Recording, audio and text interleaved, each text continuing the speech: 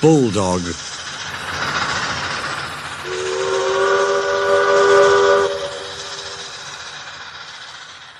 Ever since Scarlowy and Renias had their 100th birthday, Peter Sam had been worried. He kept on saying that the real Duke never came. "Rubbish," said Duncan. "Of course he was real." "All the same," Peter Sam persisted, "he wasn't our Duke." "Our Duke," said Sir Handel, "is an engine." "You're as bad as he is. All engine dukes were scrapped. Ask Duck." "Duck doesn't know everything," Scarlowy put in quietly. "Tell us about him, you two." Here is one of the stories that Peter Sam and Sir Handel told about Grandpuff. It happened when Sir Handel was new to the line. Now, have you remembered that in those days he was called Falcon and painted blue? You have. Now we can begin. The manager came to see him one day and said he was pleased with his work so far.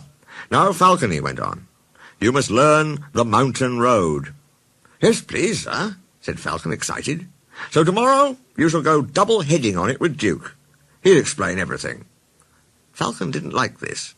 He thought Duke was a fusspot, and a regular old fuddy-duddy. Duke's train was one for holiday-makers. He called it the picnic. Falcon was ready when Duke arrived.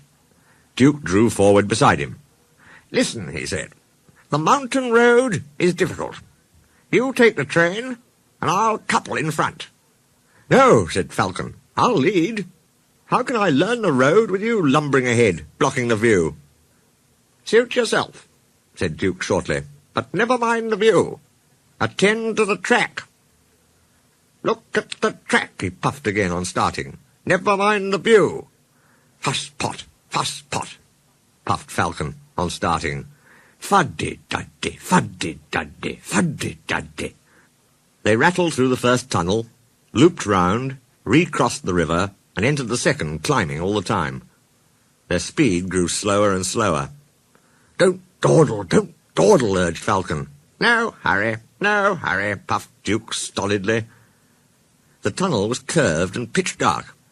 Falcon felt stifled. He wanted to get out. Presently the light grew. 2 ribbons of track appeared ahead in the gloom. Watch the track, warned Duke. Fuss-pot, scoffed Falcon. The tunnel mouth grew larger and larger, till at last they burst into the sunshine. The line here swung sharply right.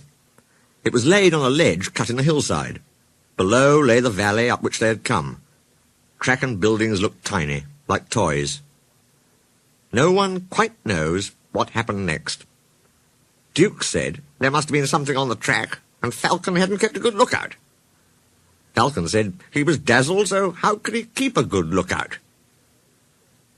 Anyway, their coaches had barely cleared the tunnel when Falcon lurched. His front wheels, derailed, crunched over sleepers and ballast. He came to rest with one wheel uncomfortably near the edge. Duke had saved Falcon. Now he held on grimly with locked wheels and taut couplings. "Young idiot," he hissed. "Stop it! I can't hold you if you shake." Falcon tried hard to stop shuddering. Quickly, Duke's driver and fireman chocked his wheels and strengthened the coupling between the 2 engines. "Thank you," said Duke. "Now I'll manage."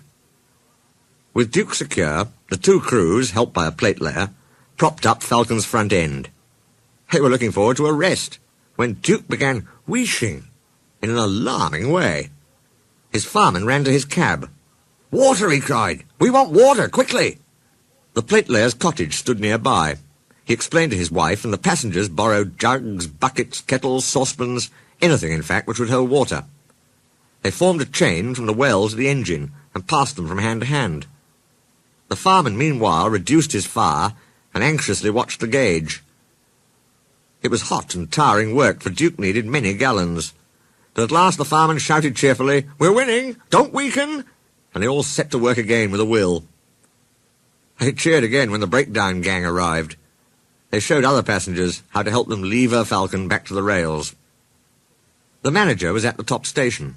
He said he was sorry about the accident and thanked the passengers for their help. "Not at all," they said. "We admired the way you put things right and enjoyed the adventure." They thanked Duke and his crew for preventing a nasty accident. Your Duke, they said, is a hero. He stood firm like a bulldog and just wouldn't let go. Falcon said thank you, too. I don't know why you bothered after I'd been so rude. Oh, well, replied Duke. You just had a new coat of paint. It would have been a pity if you'd rolled down the mountain and spoilt it. That would never have suited his grace.